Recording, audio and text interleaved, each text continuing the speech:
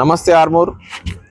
ఈరోజు తెలంగాణ వ్యాప్తంగా వైభవంగా జరుగుతున్నటువంటి బోనాల పండుగ సందర్భంగా శ్రీరాంపూర్లోని చిలుకల చిన్నమ్మ గుడికి విచ్చేసినాం.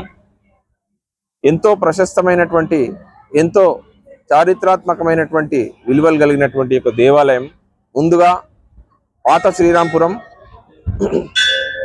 కుస్తాపురం అనే విలేజ్ దగ్గరలో గోదావరి పరివాహక ప్రాంతంలో శ్రీరామ్ సాగర్ ప్రాజెక్ట్ కట్టినప్పుడు కొన్ని ప్రాంతాలు వాటర్లో సబ్మర్జ్ కావడం జరిగింది.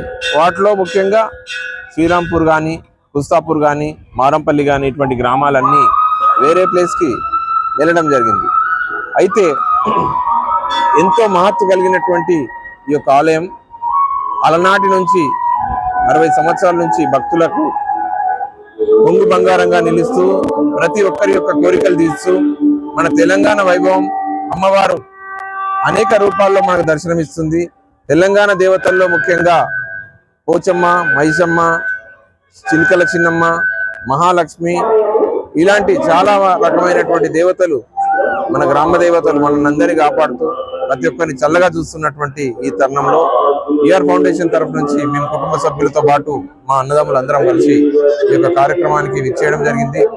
ఇక్కడ అమ్మవారి యొక్క దీవెనలు తీసుకొని అమ్మవారి కానుకలు అలాగే నైవేద్యం మా తెలంగాణ సంస్కృతి అయినటువంటి కళ్ళు కోడిని కూడా ఇక్కడ అమ్మవారికి సమర్పించి వారి యొక్క కృపా కటాక్షాలు అందరిపైన బాగుండాలని, ప్రతి ఒక్కరు సంతోషంగా ఉండాలని, అమ్మవారు తలుచుకొని మంచిగా ప్రతి ఒక్కరి యొక్క జీవితాల్లో వానలు మంచి కురవాలని, అలాగే ప్రతి ఒక్కరి జీవితాల్లో వెలుగులు నింపే కార్యక్రమంలో భాగంగా రైతులు, శ్రామికులు, కర్షకులు, ఉద్యోగులు ప్రతి ఒక్కరు కూడా సంతోషంగా ఉండాలని ఈరోజు మేము ఆర్మూర్లోని పోచమాలయానికి అలాగే ఈరోజు చిలుకల చిన్నమ్మ శ్రీరాంపూర్ కూడా విచ్చేయడం జరిగింది. అనాదిగా మేము 40 సంవత్సరాల నుంచి ఇక్కడికి వస్తున్నాం.